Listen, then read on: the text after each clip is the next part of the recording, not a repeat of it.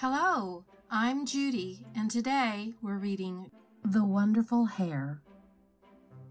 Before we begin, though, would you please subscribe and hit the notification bell? Now, let's get into the story.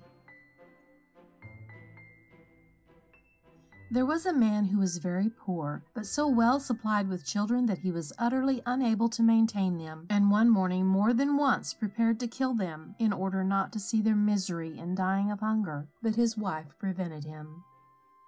One night a child came to him in his sleep and said to him, "Man, I see that you are making up your mind to destroy and to kill your poor little children, and I know that you are distressed thereat.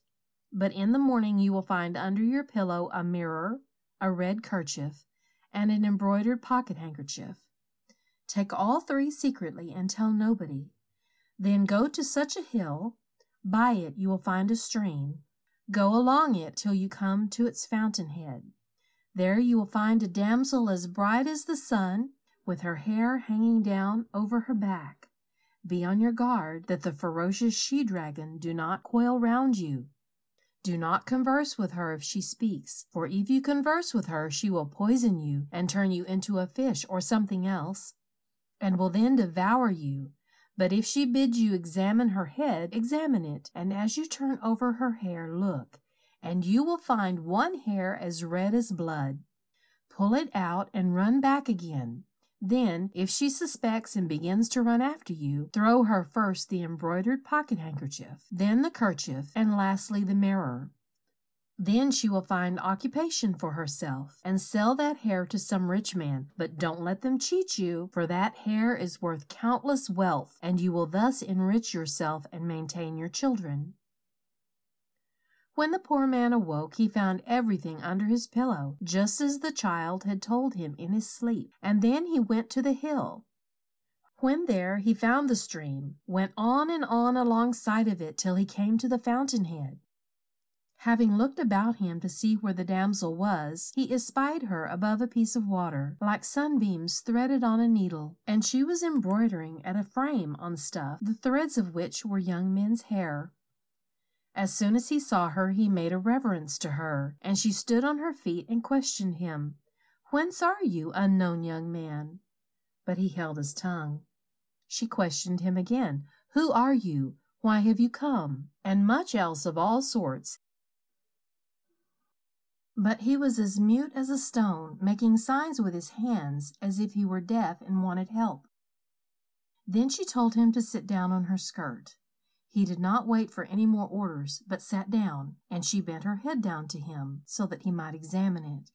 Turning over the hair of her head as if to examine it, he was not long in finding that red hair, and separated it from the other hair, pulled it out, jumped off her skirt, and ran away back as best as he could. She noticed it, and ran at his heels full speed after him. He looked round, and seeing that she was about to overtake him, threw, as he was told, the embroidered pocket-handkerchief on the way, and when she saw the pocket-handkerchief she stooped and began to overhaul it in every direction, admiring the embroidery, till he had got a good way off. Then the damsel placed the pocket-handkerchief in her bosom and ran after him again. When he saw that she was about to overtake him, he threw the red kerchief, and she again occupied herself, admiring and gazing, till the poor man had again got a good way off. Then the damsel became exasperated, and threw both the pocket-handkerchief and the kerchief on the way, and ran after him in pursuit. Again, when he saw that she was about to overtake him, he threw the mirror. When the damsel came to the mirror, the like of which she had never seen before, she lifted it up, and when she saw herself in it, not knowing that it was herself, but thinking that it was somebody else, she, as it were, fell in love with herself in the mirror, and the man got so far off that she was no longer able to overtake him. When she saw that she could not catch him, she turned back, and the man reached his home safe and sound. After arriving at his home, he showed his wife the hair, and told her all that had happened to him, but she began to jeer and laugh at him. But he paid no attention to her, and went to a town to sell the hair. A crowd of all sorts of people and merchants collected round him. One offered a sequin, another two, and so on. higher and higher, till they came to 100 gold sequins.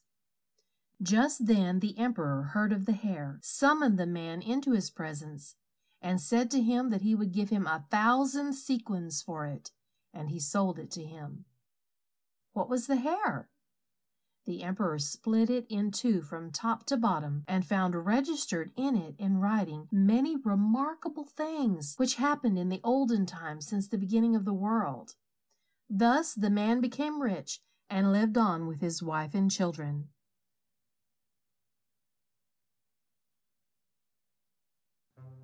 Thank you for joining me. If you'd like, please leave a comment, a suggestion, or a request. Until next time.